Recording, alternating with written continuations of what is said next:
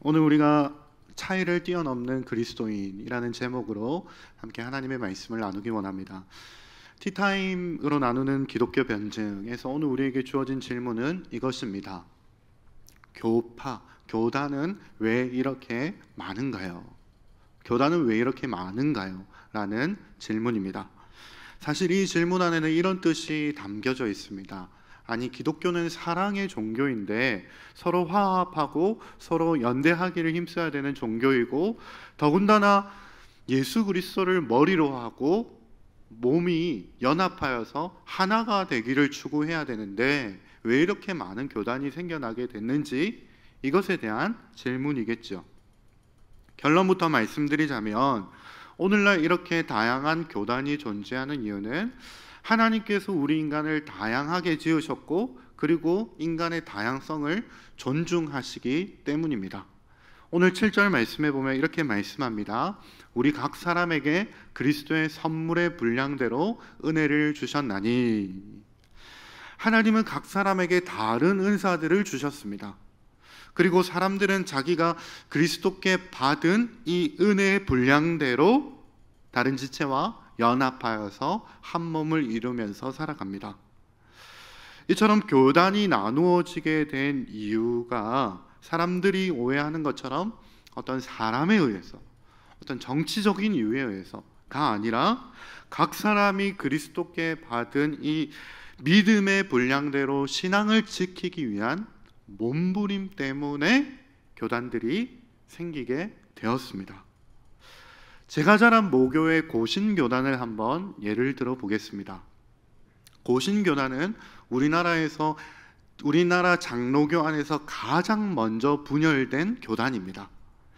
고신교단이 분열된 이유만 봐도 신사참배를 거부하고 반대하던 숭고한 신앙 정신 때문이었습니다.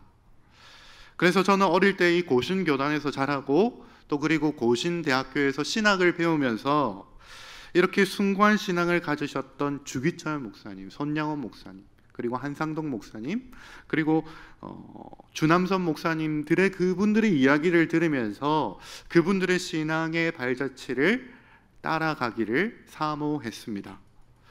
오늘날 많은 교단들이 생겨난 이유도 이와 마찬가지입니다. 그래서 우리가 이 교단들이 생겨날 때 그분들이 지키고자 했던 그 숭고한 신앙의 정신이 무엇인지 그것을 한번 생각해 보아야 합니다. 그리고 우리가 그분들의 몸부림으로 인해서 오늘 우리가 이렇게 편안하게 선포되어지는 진리를 배우고 우리도 선포하면서 살아가게 된 것을 감사하는 마음으로 여겨야 합니다. 여러분, 뿌리를 아는 것은 너무 중요합니다. 조선시대 세종대왕 때 만들어진 용비어천가 한 번쯤 들어보셨을 텐데, 용비어천가에 가장 먼저 한글로 기록된 첫 소절이 무엇이냐면 바로 이것입니다.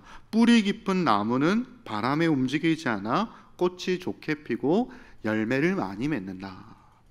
무슨 말입니까? 조선이라는 이 나라가 지금 이렇게 건재한 이유가 바로 선조들의 뿌리가 있었고, 그 뿌리 기반 위에 이 나라가 건재하다라고 하는 것을 노래하는 것이죠.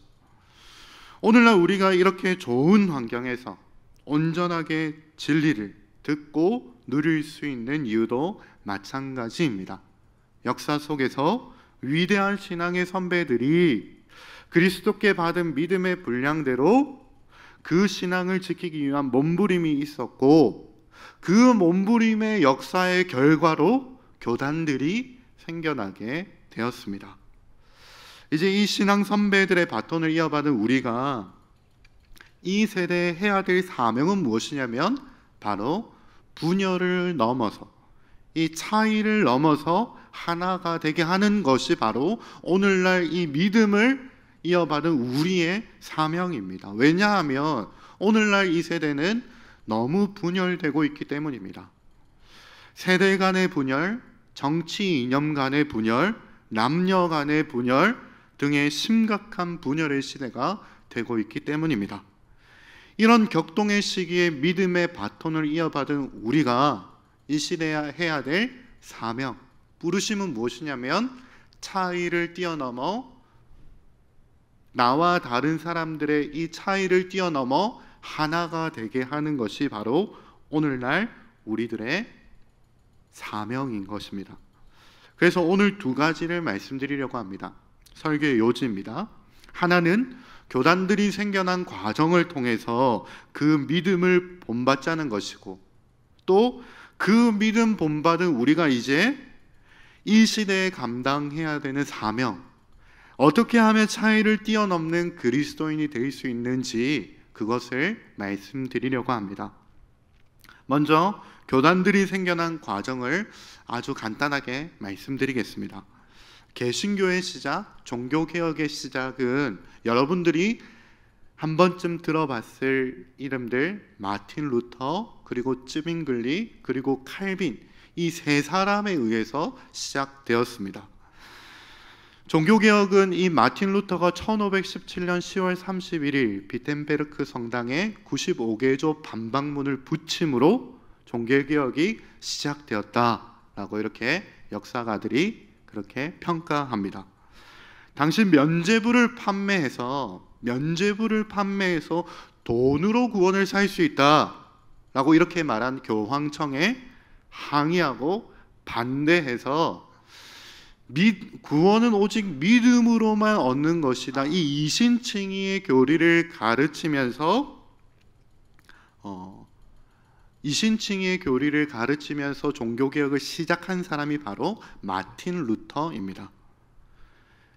이 마틴 루터는 종교개혁을 철회해라, 당신이 말한 그것을 취소해라 라고 말한 이 보름스 회의에서 뭐라고 이야기했냐면, 나의 양심은 지금 하나님 말씀에 사로잡혀 있습니다. 이것을 취소할 수도 없고 나는 취소하지 않겠습니다 라고 이렇게 담대하게 이야기함으로 종교개혁이 시작되었습니다. 루터가 이렇게 독일을 중심으로, 독일이 이쪽이죠, 독일을 중심으로, 그러니까 유럽 동북 지역을 중심으로 종교개혁을 이어 나갈 때 동시대에 종교개혁을 시작한 사람이 누구냐면 바로 스위스의 쯔빙글리라는 사람입니다. 쯔빙글리도 이신칭의와 이 루터와 우리가 지난 주일에 했던 성찬교리와 조금 다른 면이 있었지만, 그러나 루터와 거의 비슷한 이 이신칭의 교리와 함께 이 스위스에서 종교개혁을 이어나갔던 사람입니다. 그런데 이 쯔빙글리는 안타깝게도 이 종교전쟁에 참여하게 되어서 47세라는 젊은 나이에 이 종교개혁을 스위스에서 완성하지 못하고 순교하게 되는데요. 이때 이 쯔빙글리의 사역을 이어받은 사람이 그 유명한 칼빈입니다. 칼빈은 이 종교개혁 시대에 특별하게 쓰임받은 사람으로, 그는 정리하는 은사가 있었는데 평생 동안 기록한 이 기독교 강요를 통해서 종교개혁이 완성되었다라고 이렇게 오늘날 우리가 평가하고 있습니다. 그래서 오늘날 교단을 뛰어넘어서 모든 기독교의 신학의 근본이 어디에서 나오냐면 바로 이 칼빈이 정리한 기독교 강요에서 바로 비롯됩니다. 여러분, 그러면 이렇게 어렵게 시작된 개신교, 이 기독교가 왜 나뉘어지게 되었습니까?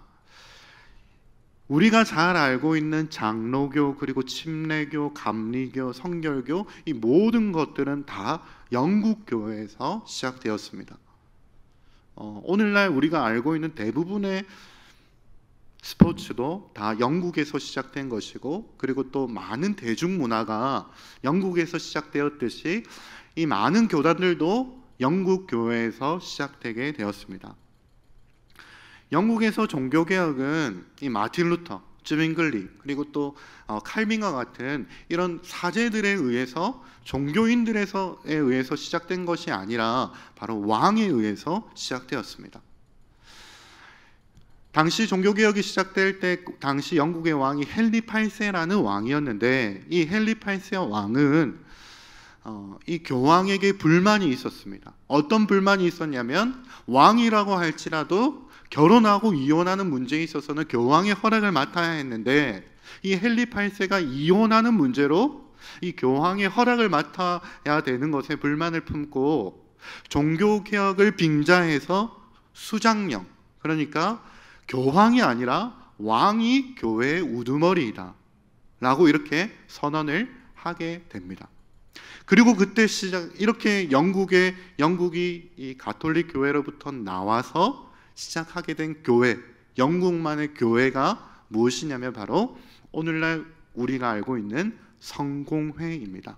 영국 국교회라고 불리는 성공회입니다. 여러분, 모든 종교가 다 그렇듯이 이 정치와 종교가 결탁하면 반드시 거기에는 어느 정도 부패가 문제가 생기기 마련입니다. 영국 국교의 성공회도 마찬가지였습니다. 로마 카톨릭으로부터 개혁은 선언했지만 분리는 선언했지만 신상 숭배와 같은 중요한 사상들은 개혁하지 못하고 큰 차이가 없는 반쪽짜리 개혁이었습니다. 그래서 영국 교회 안에 완전한 개혁을 외치는 사람들이 일어나게 됐는데 그 사람들이 누구냐면 바로 청교도들입니다. 이 청교도들은 교황이나 왕이나 다를 것이 무엇이냐? 우리는 교회는 각 교회가 예수 그리스도를 머리로 하여서 회중들에게 그 권위가 있다. 그래서 회중교회, 이 개교회는 상회의 지배를 받지 않는 예수 그리스도의 말씀에 의해서 바로 지배를 받는 독립된 단체이다라고 선언하면서 이렇게 청교도들이 모이기 시작했습니다. 그러자 이 영국의 국왕들은 핍박했습니다. 이 청교도 교회인들을 핍박하고 특별히 피에 메리라고 불리는 메리 1세 여왕은 극심하게 그들을 아주 잔혹하게 청교인들을 핍박하게 되는데요. 이에 이기지 못한 이 청교도인들이 배를 타고 이제 미국으로 건너가게 되었습니다. 그리고 이때 이 청교도들 중에서 또 개혁되어져서 일어나게 된 교파가 바로 침례교인데, 이 미국에 갔던 많은 청교인들은 대부분 침례, 그러니까 물에 온몸이 잠기는 이 침례를 교회가 행해야 된다라고 그렇게 주장하는 사람들이 많이 미국으로 가게 되었는데, 그래서 지금 미국의 대부분의 교회들이, 많은 교회들이 침례교로 형성하게 된 것입니다. 그러면 여러분, 장로교의 뿌리는 어디에서 찾아볼 수 있느냐? 바로 오늘날 영국이죠. 스코틀랜드, 이 스코틀랜드에서 찾아볼 수가 있습니다. 이 스위스 제네바에서 칼빈과 함께 칼빈으로부터 이 종교개혁을 배운, 이 개혁 사상을 배운 존 낙스라는 사람이, 이 사람이 스코틀랜드 자기 나라로 가서 이제 이 나라의 스코틀랜드의 종교개혁을 일으키기 시작했는데, 이 존 낙스가 스코틀랜드에서 완전히 종교개혁의 꽃을 피우게 됩니다. 그래서 이 스코틀랜드는 아예 국교를 이 존 낙스가 이 스코틀랜드에 가져와서 이 종교개혁을 가져와서 칼빈의 뒤를 이어서 장로 정치를 하는 장로교를 설립하게 되었는데, 스코틀랜드는 아예 이 장로교를 국교로 받아들이게 됩니다. 그러면 이제 감리교는 어떻게 시작된 것이냐면, 감리교는 세월이 흘러서 영국 교회에 침체가 찾아왔습니다. 그리고 18세기에 영국 성공회의 한 사제였던 존 웨슬리가 이 대학 시절에 경험한 회심을 중심으로 어떤 운동을 일으키기 시작합니다. 이 운동은 부흥운동과 함께 사회 참여 운동이었는데, 이 존 웨슬리는 이 회심을 강조하면서 교단을 따로 만들게 되는데, 이것이 바로 감리교의 시작이 되었습니다. 그리고 존 웨슬리의 부흥운동은 영국에서 그치지 않고 영국에서 시작되어서 미국에까지 대각성 운동이 일어나게 되는데, 그래서 오늘날 미국의 많은 교회들이 침례교와 그리고 감리교가 있게 된 것입니다. 여러분, 제가 최대한 빨리 한번 말씀드린다라고 말씀을 드려봤는데, 중요한 것은 하나님은 이렇게 각 사람이 영적 침체에 빠지지 않기 위해서, 혹은 자기의 신앙을 지키기 위해서 몸부림치는 사람들을 통해서 지금까지 교회를 개혁시켜 오셨습니다. 그래서 그 과정에서 나온 건전한 교단들이 온 세계 가운데에 다양하고 건강하게 교회들을 세워나가고 있습니다. 이제 이러한 믿음을 이어받은 우리가, 다시 한 번 더 말씀드리지만 이 믿음을 이어받은 우리가 오늘날 세대에 감당해야 될 부르심, 우리가 몸부림치고 애써야 하는 그 부르심은 무엇이냐면 바로 하나가 되게 하는 것입니다.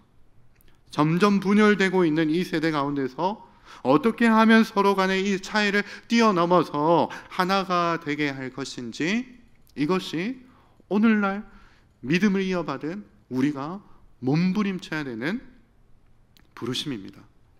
오늘 에베소서 4장의 말씀은 이것을 도전하고 있습니다. 각 사람의 부르심은 다양하지만 그 안에서 하나됨을 추구해야 되는데, 그 하나됨을 추구하기 위해서 세 가지 덕목을 그리스도인들이 갖춰야 한다. 차이를 뛰어넘는 사람, 그리스도인이 되기 위해서는 세 가지 덕목을 갖춘 사람이 되어야 된다라고 이렇게 말씀하고 있습니다. 1, 2절을 다시 한번 더 읽어드리겠습니다. 그러므로 주 안에서 갇힌 내가 너희를 권하노니 너희가 부르심을 받은 일에 합당하게 행하여 모든 겸손과 온유로 하고 오래 참음으로 사랑 가운데서 서로 용납하고. 이 가운데서 오늘 저는 여러분들에게 세 가지를 말씀드리려고 합니다. 첫 번째 겸손이고, 두 번째는 오래 참음, 인내이고, 세 번째는 용납입니다. 우리가 오늘날 이 시대에 부름받은 이 하나 되게 하기 위한 차이를 뛰어넘는 그리스도인이 되기 위해서 갖춰야 되는 덕목, 첫 번째 겸손입니다. 우리가 겸손해야 되는 이유는 바로 우리는 믿음으로만 구원받았기 때문입니다. 우리 중에 누구 하나 구원받을 만한 그런 행실을 가졌다고 증명할 수 있는 사람 아무도 없습니다. 우리는 모두 타락했었고 전적으로 타락했었습니다. 그래서 다른 사람과 비교해서 내가 나은 것이라고는 하나도 없습니다. 그런데 인간의 본성은 자꾸만 다른 사람과 비교해서 내가 더 나은 사람이라고 증명하려는 이런 타락한 본성이 있습니다. 기독교가 서구 사회에서 자리 잡기까지 이런 실수들을 많이 범했습니다. 일부 기독교 나라들이 다른 나라를 침략하는 과정에서 다른 인종, 다른 종교, 다른 문화를 하위 문화로 깔보면서 억압하는 역사를 기독교가 바로 앞장서서 행할 때가 있었습니다. 그래서 역사 속에서 기독교는 오히려 다양성을 무시하고 제한하는 종교로 인식되었습니다.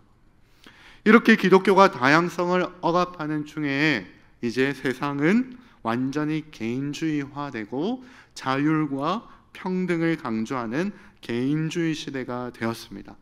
그리고 사람들은 서로 경쟁하며 살아가기 시작했습니다. 물론 경쟁이라는 것은 본래 선한 것입니다. 한 운동장 안에서 운동선수들이 각자의 기량을 마음껏 펼치고 선의의 경쟁을 하고 나서 1등 선수도 박수받고, 그리고 1등은 하지 못했지만 그동안 최선을 다한 모든 선수들에게 박수를 치는 것처럼 본래 경쟁은 선한 것입니다. 그런데 경쟁을 통해서 다른 사람을 짓밟고 내가 더 나은 사람이라고 착각하는 교만이 문제입니다. 교만은 경쟁을 통해서 다른 사람을 짓밟고 일어서려고 합니다. 다른 사람의 불행이 곧 나의 행복이고 다른 사람의 죽음이 곧 나의 생존이라는 아주 끔찍한 결과를 맛보게 합니다. 얼마 전에 한국 드라마 오징어 게임이 전 세계에 열풍이 되었던 적이 있습니다. 오징어 게임이 이렇게 열풍인 이유는 그 게임에서 생존하는 것이 마치 이 사회에서 생존하는 것과 똑같다라는 그런 공감 때문입니다. 그 드라마의 명대사 중에 이런 대사가 있습니다. 제발 그만해. 이러다가는 다 죽어. 다 죽는단 말이야. 저 오징어 게임 한 번도 못 봤습니다. 그런데 이 말은 많이 들었습니다. 제가 드라마를 많이 본다고 오해하는 분들이 있는데 드라마 한 번도 이 드라마 보지 못했지만 이 대사만 많이 듣게 되었습니다. 분명 이 게임에서 생존자 한 명은 있습니다. 그런데 결국 모두가 다 죽는다라는 이 일람의 명대사가 바로 개인주의 시대를 살아가는 우리들에게 일침을 놓았습니다. 서로 경쟁하며 사는 것은 결국 사는 게 아니라 모두 다 죽는 길이라는 사실을 말입니다. 여러분, 이렇게 어두운 그림자가 드리운 세상 속에서 여전한 소망은 어디 있냐면 바로 복음으로 인해서 겸손한 사람들의 실천이 있을 때입니다. 하나님의 아들이신 그분이 이 땅에 오셔서 우리를 위해서 행하신 그 일을 본받아서 나와 전혀 다른 사람들 인정하고 존중하며 오히려 나보다 더 낮게 여기는 이러한 겸손만이 이 세상 사람들이 모두가 다 죽는 길을 멈추게 할 수 있습니다. 복음으로 겸손한 사람은 늘 이렇게 이야기합니다. 내가 누구간데 라고 이렇게 이야기합니다. 그런데 복음은 온데간데 없고 이제 나도 좀 살아야 되겠다. 나도 세상 사람들처럼 경쟁도 하고 다른 사람들보다 좀 더 나은 삶을 살기 위해서 그렇게 한번 살아봐야 되겠다 라고 이렇게 빠지면 이렇게 이야기하게 됩니다. 내가 누구간데가 아니고 내가 누구인데 라고 말입니다. 성도 여러분, 여러분들이 다른 사람과 이 세상을 대할 때 여러분들은 어떤 태도를 하고 계십니까? 오늘 사도 바울이 옥에 갇힌 중에 에베소 성도들과 오늘 우리들에게 이렇게 권면하고 있습니다. 너희가 부르심을 받은 그 부르심에 합당하게 행하되 가장 먼저 이 세상에서 너희들이 보여야 할 태도, 그것은 바로 겸손이다 라고 말입니다. 나와 다른 사람들과 또 이 세상을 변화시키는 능력, 바로 겸손에 있습니다. 두 번째, 분열의 시대 속에서 차이를 뛰어넘는 그리스도인이 되기 위한 두 번째 덕목은 무엇이냐면 바로 인내, 오래 참음입니다. 개인주의화 시대가 되면서 인내의 가치는 점점 사라지고 있습니다. 오래 참는 것은 이제 미덕이 아니라 어리석은 것처럼 보이게 되었습니다. 상대에게 당한 일이 있으면 눈에는 눈, 이에는 이 원리로 즉각 보복하는 것을 참교육이다 라고 이렇게 말하는 시대가 되어버렸습니다. 그래서 상대가 왜 이렇게 행동하고 있고 왜 이렇게 말하고 있는지 기다려줄 줄 모르고 도저히 공감해 주지 못하는 시대가 되어버렸습니다. 얼마 전에 제가 한 청년으로부터 문자를 받게 되었습니다. 우리 교회 청년은 아닙니다. 아빠, 내 번호인데 시간 되면 연락 줘 라는 문자였습니다. 제가 예전에 중등부를 담당할 때 저에게 장난으로 아빠라고 불렀던 아이가 있었습니다. 이유는 자기 아빠보다 더 자기 이야기를 많이 들어주고 밥도 많이 사주고 일주일에 많은 시간을 함께 해준다는 이유 때문이었습니다. 그 친구가 이제 군대에 갔는데, 핸드폰을 가지고 군대에 갔는데 할 일이 없으니까 일과를 마치고 저한테 문자를 한 것이었습니다.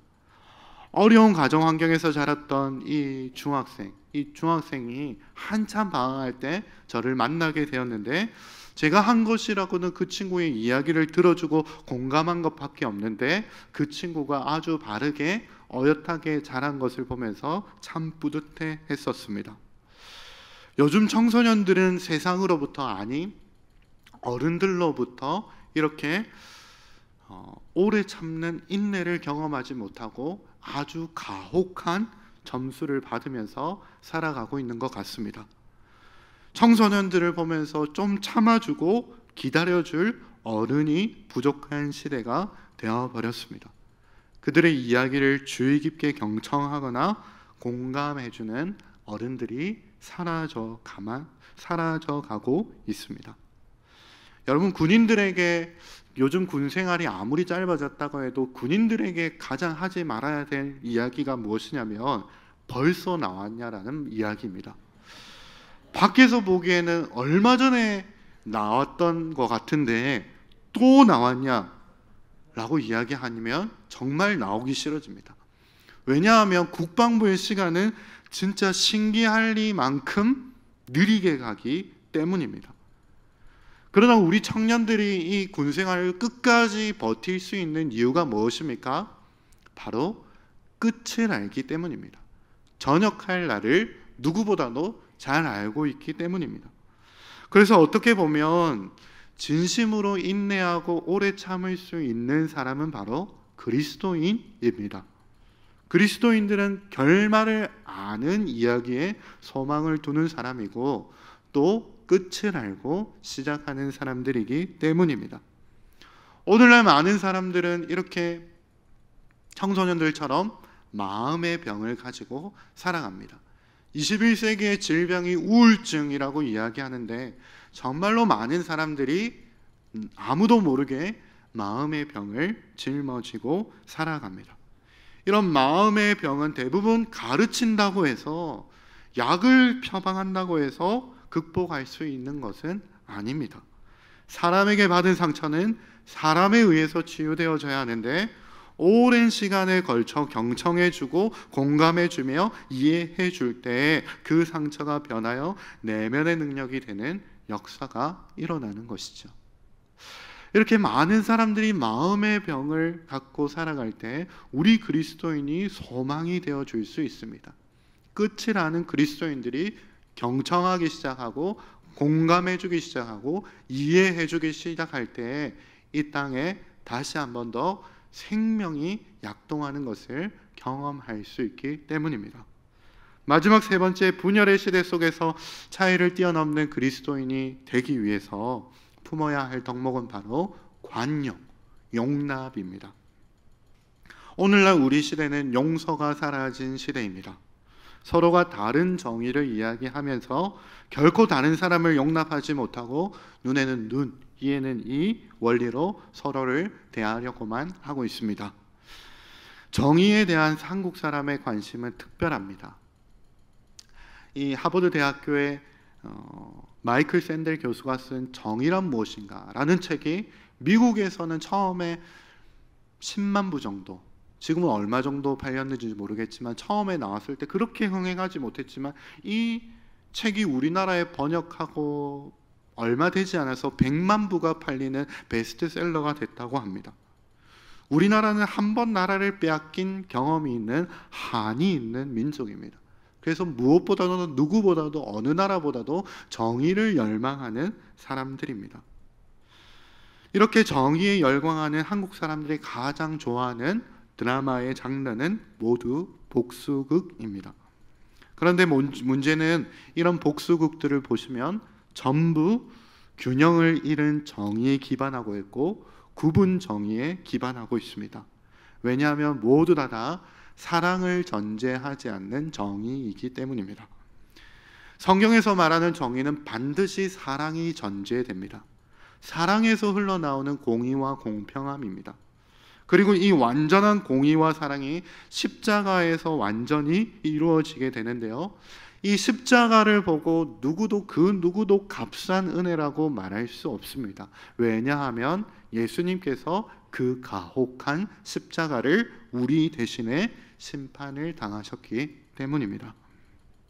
예수님은 용서를 우리에게 가르쳐 주실 때 누군가 나에게 죄를 범한 것은 빚을 진 것과 같다라고 이렇게 말씀하셨습니다. 그러니까 빚진 사람에게 대하는 태도는 둘 중 하나입니다. 복수하거나 용서하거나. 복수는 내게 진 빚을 끝까지 요구하는 것이고 용서는 내게 진 빚을 내가 스스로 감당하는 것입니다. 문제는 빚갚음 없이는 해결되지 않는 것이죠. 나에게 빚을 진 가해자든 아니면 피해를 입은 내가 대신 빚을 감당하든 빚은 반드시 누군가 감당해야 될 몫입니다. 그래서 오늘날 우리 시대에 용서가 사라졌다라는 말은 이런 말과 똑같습니다. 다른 사람을 대신해서 희생하거나 손해를 보거나 상처를 받거나 조금의 그렇게 다른 사람을 대신한다는 것이 사라졌다는 뜻입니다. 오늘날 이렇게 다른 사람을 대신해서 희생하거나 다른 사람을 대신해서 헌신하거나 손해보거나 상처받기를 거부하고 갇혀서 살아가는 사람을 C.S. 루이스는 네 가지 사랑이라는 책에서 이렇게 이야기합니다. 한 문장을 제가 가져왔는데 한번 읽어드리겠습니다. 결국 사랑한다는 것은 상처를 받는다는 것이다. 무엇이든지 사랑하여 보라. 그러면 틀림없이 마음을 졸이게 되고 어쩌면 마음이 찢어지게 될 것이다. 당신의 마음이 상하기 원치 않는다면 그 누구에게도 마음을 주지 말아야 한다. 취미와 작은 즐거움으로 마음을 조심스럽게 감싸고 모든 복잡한 관계를 피하며 이기심이라는 상자 안에 안전하게 보관하라. 그러나 안전하지만 공기도 없고 움직임도 없는 그 상자 속에서 당신의 마음은 변해갈 것이다. 당신의 마음은 찢어지지는 않겠지만 찢어질 수 없게 될 것이다. 아무것도 받아들일 수 없게 될 것이다. 결국 되살릴 수 없게 될 것이다. 천국 외에 당신이 사랑의 위험으로부터 안전할 수 있는 곳은 지옥뿐이다. 여러분, 이제 말씀을 맺기 원합니다. 오늘날 세상에서는 슬퍼하고 아파하는 부르짖음이 여기저기서 들려오고 있습니다. 그 아파하고 슬퍼하는 원인들을 보면 대부분 나만 편하면 그만이지 라고 여기는 이런 개인주의에서 비롯된 분열된 사회의 모습 때문입니다. 타락한 인간들은 너무나도 잘 알고 있습니다. 사랑하면 상처받는다는 것을 말입니다. 그래서 마음을 열지 않고 살아가기를 선택하고 있습니다. 그리고 죽음의 길을, 지옥을 향해 가는 길을 선택하고 있습니다. 성도 여러분, 이런 시대 속에서 우리가 부름을 받았습니다. 바로 차이를 뛰어넘어 그들에게 다가가야 되는 그리스도인으로 부름 받았습니다. 오늘날 이런 우리들에게 사도 바울은 우리에게 이렇게 도전하고 있습니다. 부르심에 합당하게 행하여 모든 겸손과 온유로 하고 오래 참음으로 사랑 가운데서 서로 용납하면서 살아가도록 우리를 그렇게 부르고 있습니다. 저와 여러분을 통해서 이 세상이 더 따뜻해지면 좋겠습니다. 저와 여러분을 통해서 더 살기 좋은 세상이 되면 좋겠습니다. 짧고 한 번뿐인 인생, 이 부르심에 응답하고 함께 합당하게 살아가심으로써 우리 주변 사람들과 함께 웃고 함께 울고 함께 즐거워하며 살아가는 그러한 예수 그리스도의 나라가 이 땅에 오게 하는 저와 여러분들의 모든 삶이 되어지시기를 예수님의 이름으로 축복합니다.